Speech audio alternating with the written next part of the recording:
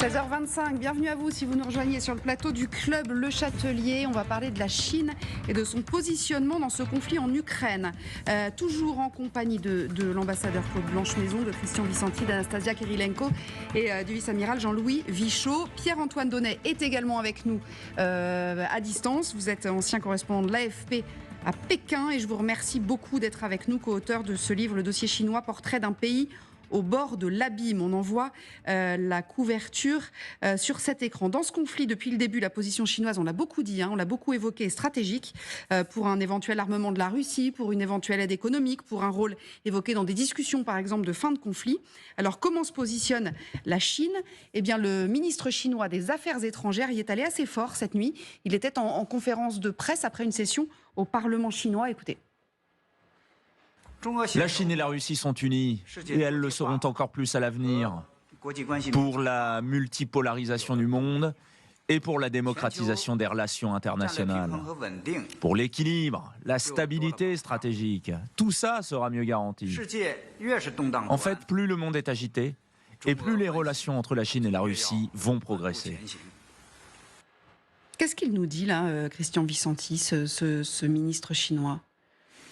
Mais il donne l'apparence, parce que là aussi il y a un jeu d'apparence, on peut le développer. Je ne sais pas si votre correspondant qui a écrit les livres... Je vais lui poser la question dans une seconde, oui. Est d'accord ou pas, mais il y a un jeu d'apparence qui fait qu'en apparence, il y a bien effectivement une forme de solidarité minimale entre la Chine et la Russie.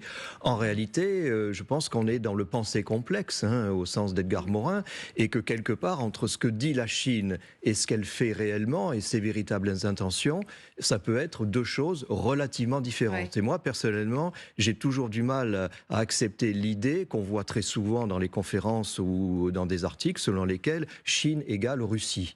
Parce qu'en réalité, c'est beaucoup plus complexe que ça. Sûr, ouais. Et que la difficulté, certainement pour la Chine, c'est à la fois de donner l'impression qu'elle est à minima solidaire avec la Russie pour des raisons qu'on peut comprendre, mais qu'en même temps, elle ne peut pas être...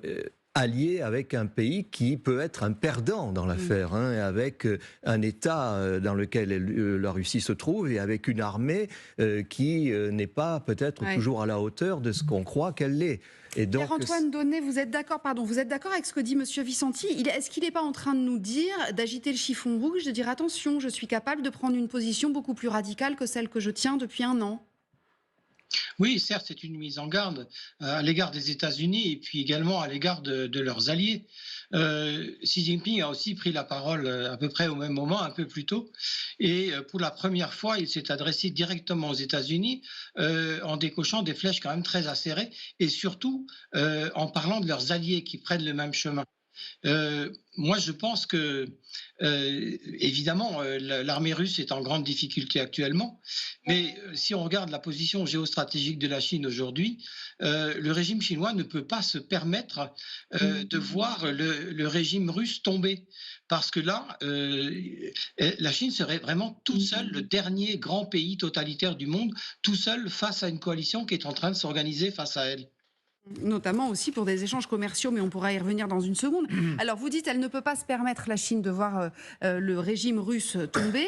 La Chine peut-elle se permettre de se couper totalement des États-Unis, des Occidentaux, pour ce qui concerne notamment les échanges commerciaux ? Il a évoqué une main invisible, le ministre chinois des Affaires étrangères, une main invisible qui alimente le conflit en Ukraine, sous-entendu donc les États-Unis évidemment.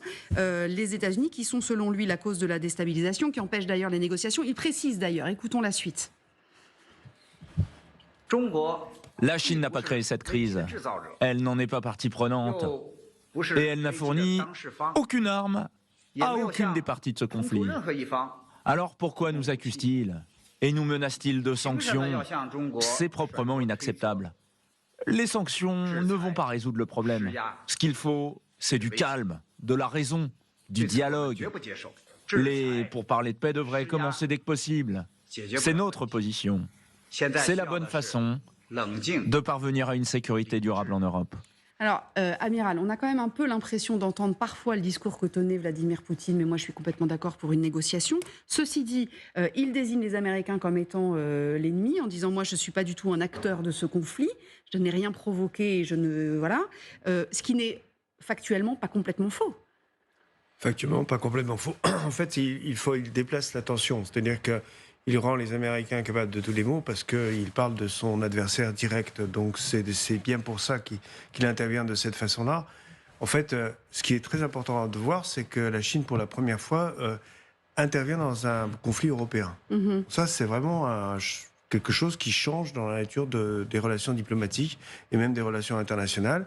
C'est qu'effectivement, elle a atteint un tel rang de grande puissance que maintenant, elle peut se permettre de donner des conseils à tous les Occidentaux qui, jusqu'à présent, régulaient le monde entre eux, si j'ose dire. Donc, elle affirme bien ce rôle de pôle qu'elle a et qui est considérable de l'autre côté de la planète. Donc ça, c'est important. Maintenant, il faut ne pas se tromper. La Chine n'est pas du tout dans la situation de la Russie. Pourquoi ? Parce que la Chine est totalement entrée dans le commerce international. Donc elle dépend des États-Unis et du monde occidental, qui sont ses premiers clients et ses premiers fournisseurs. Enfin, parmi les premiers fournisseurs. Quand on prend en compte, par exemple, l'Australie qui fournit l'essentiel de son charbon, voilà, on a là des acteurs absolument considérables. Donc, il ne faut pas comparer les situations, elles ne sont pas du tout comparables. Maintenant, la seule chose qui est comparable, c'est effectivement le caractère autoritaire de ces deux régimes, avec une nuance cependant. En Chine, il existe encore un parti communiste, et il y a encore une idéologie qui est au pouvoir. On est dans l'économie sociale de marché, qui fait rêver des gens, même en France.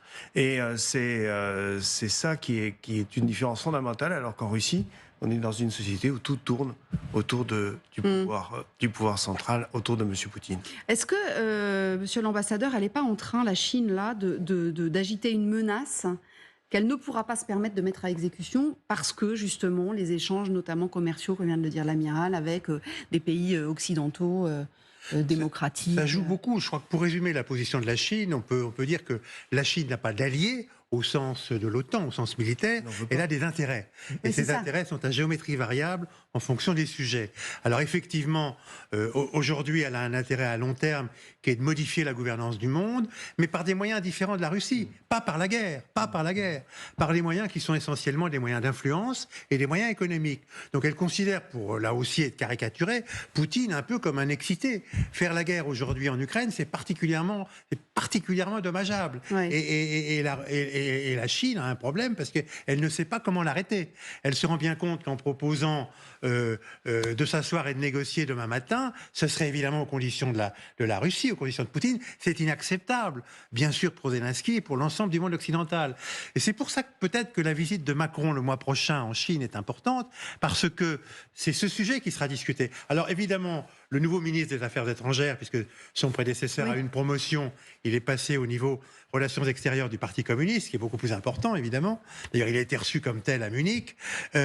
Il tient un langage assez dur, quand même, parce qu'il essaie de nous mettre dans nos contradictions en disant vous, Occidentaux, vous défendez l'intégrité territoriale de l'Ukraine. Nous défendons l'intégrité territoriale de la Russie, c'est-à-dire y compris Taïwan.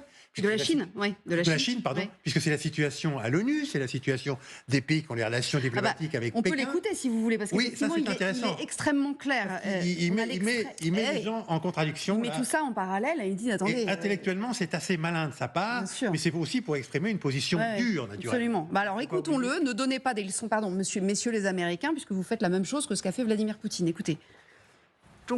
La Chine est en droit de se demander pourquoi les États-Unis parlent à tout bout de champ du respect de la souveraineté et de l'intégrité territoriale de l'Ukraine, alors qu'eux-mêmes ne respectent pas la souveraineté et l'intégrité territoriale de la Chine sur Taïwan.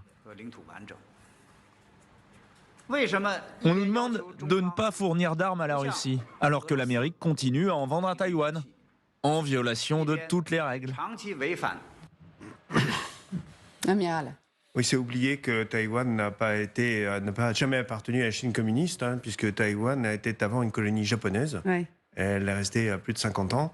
Et qu'avant encore, elle avait un statut pratiquement d'indépendance. Ce qui est très intéressant d'ailleurs, Pierre-Antoine Donnet, dans ce sujet-là, quand on focus sur Taïwan, c'est qu'au début, certains experts avaient expliqué que si les Américains avaient été aussi proactifs envers l'Ukraine, c'était aussi pour montrer à la Chine qu'elle était capable de faire la même chose en cas de conflit direct avec Taïwan.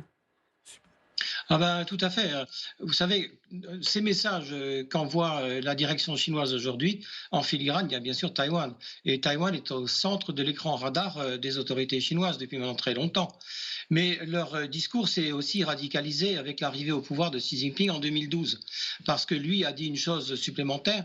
Il a dit que cette soi-disant réunification, un terme d'ailleurs impropre, devrait avoir lieu dans la présente génération. Donc là, le temps est bien marqué. Et ce que voit en face, effectivement, le régime chinois, c'est que, d'une part, Taïwan, sur le plan militaire, ça fait très longtemps qu'ils scrutent ces menaces chinoises, ça fait très longtemps qu'ils s'organisent aussi, ça fait aussi très longtemps qu'ils font des progrès sur le plan militaire, mais aussi ce que Pékin constate, et là, pour eux, c'est effectivement un peu gênant, c'est que les États-Unis, maintenant, s'engagent de plus en plus avec aux côtés le Japon aussi, qui a décidé de se réarmer. Il y a un mois, le Premier ministre Kishida l'a bien annoncé, ce qui fait que cette perspective de, entre guillemets, réunification semble s'éloigner d'autant. Général un peu, hein, Christian Vicenti. Répétition générale, oui.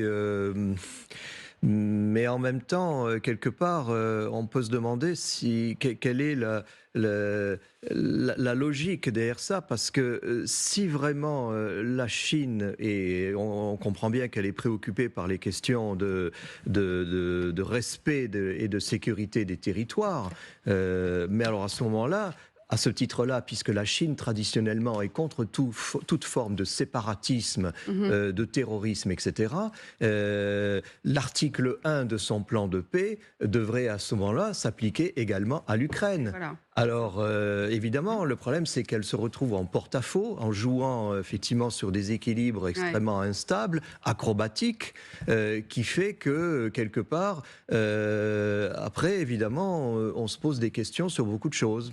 Vous pensez, Anastasia Kirilenko, que Xi Jinping peut effectivement parler à l'oreille de Poutine, enfin en tout cas qu'il peut être écouté si ce n'est entendu, ou entendu si ce n'est écouté? Il y avait beaucoup de spéculations à ce sujet. Je crois qu'il y avait une fuite comme quoi Xi Jinping n'était pas content, qu'il n'était pas prévenu de cette invasion d'Ukraine. Ah oui. Déjà, aujourd'hui, il y a une nouvelle importante qui est discutée, que Olaf Scholz, en tout cas, il dit que Xi Jinping a promis de ne pas livrer des armes à l'Ukraine. À la Russie. Oui, pardon, à la Russie.